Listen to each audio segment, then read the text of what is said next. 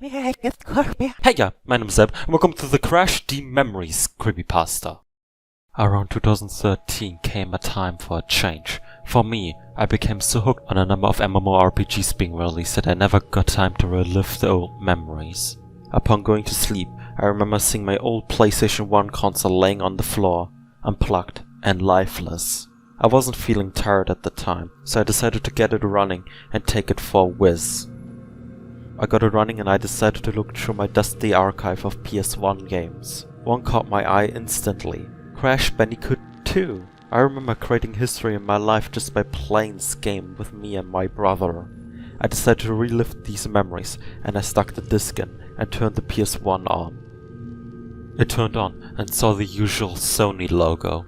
Seeing that sent excitement into my body. Never have I been this nervous to going back to an old game like this.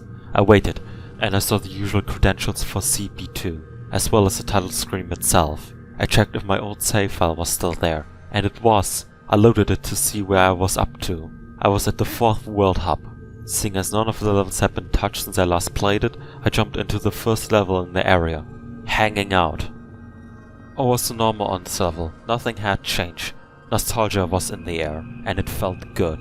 I went through dodging the obstacles on my jetpack, then finished the level. Having trouble on that level before remains a mystery.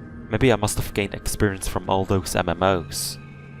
The second level in the hub was Digging It. This level seemed different from when I last played it. Many of the characters seemed to be having texture glitches or something. They looked sad and slightly discolored. I said to myself, these were definitely texture glitches. I continued through the level. Seemingly odd, the enemies did nothing. They stood there. I blamed the age of the console and the game itself. I beat the level with no problem.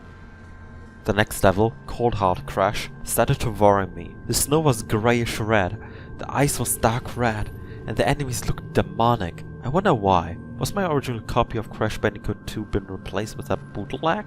I asked my brother, and he told me he never touched the game. I believed him, because he would never know how to modify games anyways. I went through hell to get the bonus area.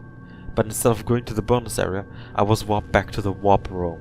Crash had disappeared, and it was a first-person view. I was then greeted by Cortex, who had an evil grin on his face. Surprised to see me, Curry? He shocked me. How the heck did Cortex know my name? Now I was creeped out. What do you want? I replied. My brother was looking at me like I was an idiot. You have forgotten us, haven't you? Cortex replied back, never answering my question. No, I just was interested in... I was suddenly stopped by Cortex. Lies. Cortex was now yelling at me, inching closer and nearly filling my screen. Do you want to see what you have caused from not finishing the game? I have nothing to say but yes. He moved back and suddenly a horrifying figure appeared. It was Coco, eyes crying and a dark ring around her neck. I was horrified. What could I have possibly done to make this happen? Do you see now, Curry? His voice turned into demonic. Do you see what Coco had to do because you failed to get her battery?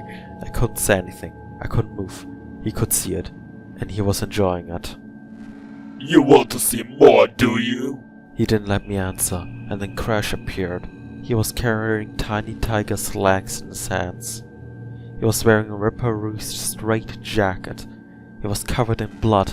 The blood of the victims that he had mutilated throughout the time I wasn't playing the game. Crash then spoke, for the first time.